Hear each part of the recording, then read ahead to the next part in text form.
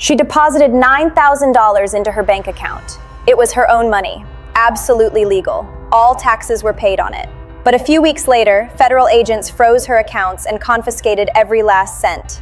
No fraud charges, no trial. Most people think that if they earned their money honestly, they can do whatever they want with it at the bank. This is the most dangerous financial illusion in America.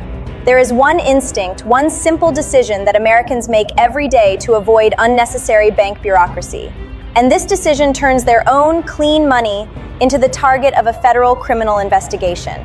Today, I am going to tell you how the structuring trap works and show you the actual law that the IRS uses to seize millions of dollars from ordinary law-abiding citizens.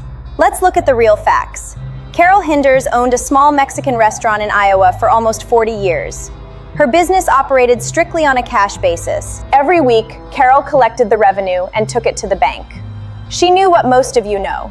If you deposit more than $10,000 in cash at a bank at one time, the bank is required to file a government report. Carol's mother once told her that this report was just an unnecessary headache and bureaucracy. So Carol did what seemed logical. She deposited the money in parts. $8,000 on Tuesday, $9,000 on Friday. She wasn't laundering money, she wasn't hiding income. But one day in August, agents showed up at her doorstep. They confiscated almost $33,000 from her business account. Why? Because Carol violated Title 31, United States Code, Section 5324. Let me explain how this law works because your bank won't tell you. Under the Bank Secrecy Act of 1970, any cash transaction over $10,000 automatically triggers a CTR, a currency transaction report. This report goes straight to FinCEN, a bureau of the U.S. Treasury Department.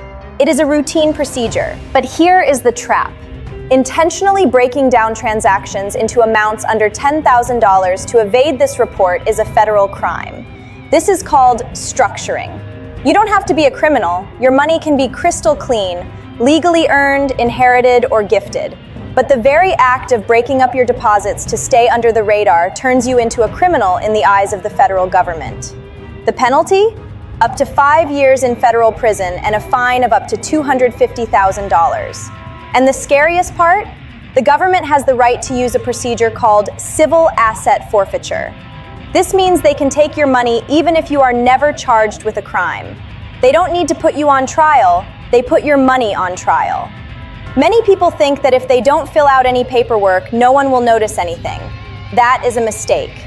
Today, banks use sophisticated software for pattern recognition. If you sold a car for $15,000 in cash, and decided to deposit $8,000 today and $7,000 3 days later, the algorithm doesn't see two ordinary deposits. It sees a pattern of structuring. When this happens, the bank automatically files an SAR, a suspicious activity report. Unlike the standard $10,000 report, an SAR has no minimum threshold. The bank can file it even for $500.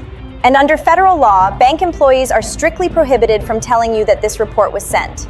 You will only find out about it when your accounts are frozen. According to an official report from the IRS itself, in 91% of seizures for structuring, the money was obtained absolutely legally. 91%. 9 out of 10 people who lost their money were ordinary people who just made a stupid decision at the teller window. So how do you protect yourself?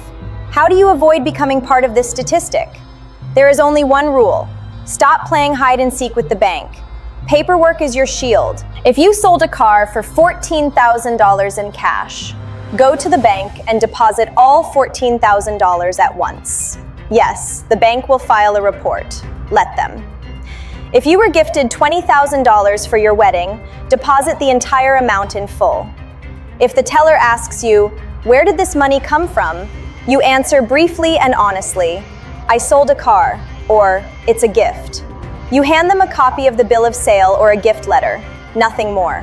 And most importantly, never ask the teller, "Will this deposit trigger a check?" or "Should I deposit less?"